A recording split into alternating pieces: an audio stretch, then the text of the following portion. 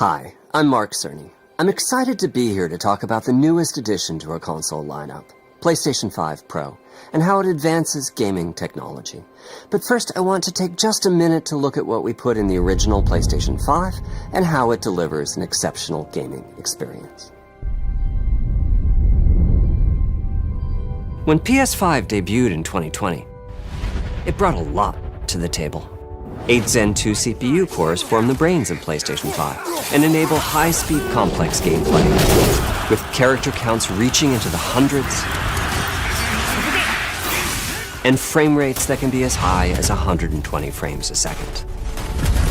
PS5 has a powerful RDNA 2 GPU, which can render anything from intricate details to fantastic worlds with vast panoramas to explore.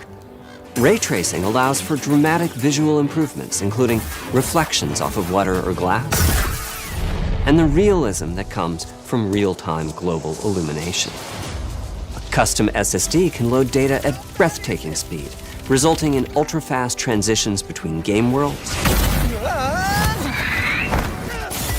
and data streaming rates so high that traversal speeds are essentially unlimited. You okay? I'm working on it! Tempest 3D audio tech brings an unparalleled sense of immersion to the sound of the games. With audio so real, you may not even need to see the enemies to know exactly where they are. Finally, the DualSense controller has haptics that let you feel through your hands what your character is experiencing inside of the game.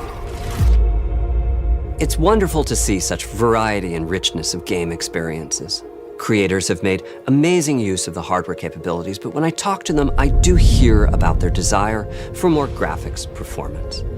The dreams of the developers are bigger than can be supported at 60 frames per second, and that leads to an aspect of modern gaming that we're all familiar with: graphics modes. It can be a difficult choice for players. Fidelity modes emphasize the visuals, typically through higher resolution rendering. These modes might also have enhanced detail or use more ray tracing.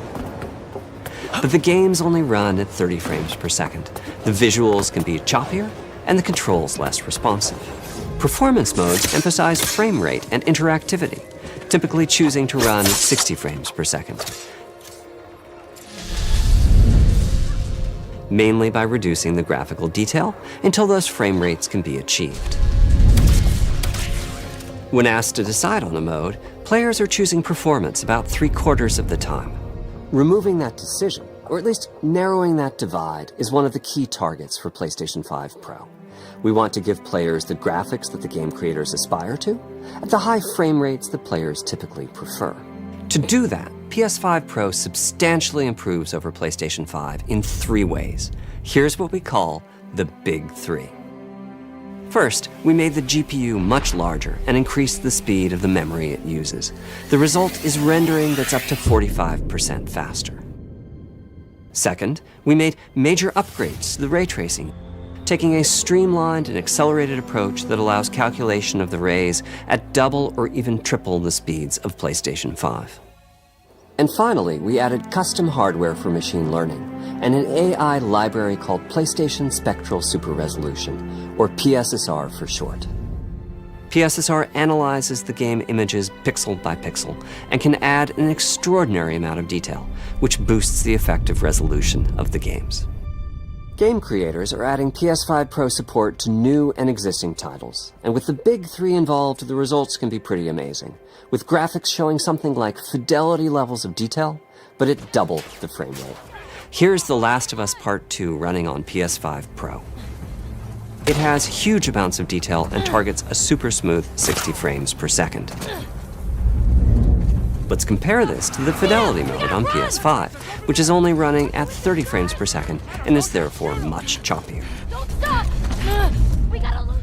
This goal of delivering almost Fidelity-like graphics at performance frame rates has been achieved for a broad set of titles, including Marvel's Spider-Man 2 and Ratchet & Clank Rift Apart. We can see that PS5 Pro is close to doubling the power of PlayStation 5. Another way to compare the two consoles is to look at PS5 Pro versus Performance mode on PS5, both of which target 60 frames per second. What we see here is a difference in detail. PS5 Pro is much sharper and crisper than PS5. For this, my favorite is the parade scene from Ratchet & Clank. Distant details are much clearer. And here we can see Marvel's Spider-Man 2 is noticeably higher resolution throughout the scene, including the trees and procedural cars. So overall, some remarkable improvement to the games. On PS5 Pro, we can see increased sharpness to the graphics or smoother and more responsive gameplay. This is the big three showing their value. As you've been seeing, machine learning via the PSSR library is being used quite broadly to add pixel detail and boost frame rate. But there are as many approaches as there are game engines. The increase in raw GPU power is being especially effective for Horizon Forbidden West. Apart from the detail boost, that extra graphics power is allowing for improvements to lighting and visual effects, as well as to the hair and the skin in cinematics. Open up, guys. Jorv's orders. Good enough for me. Ray tracing is finding broad usage as well, particularly when the games are focused on higher frame rates. The faster hardware in PS5 Pro can make a real difference.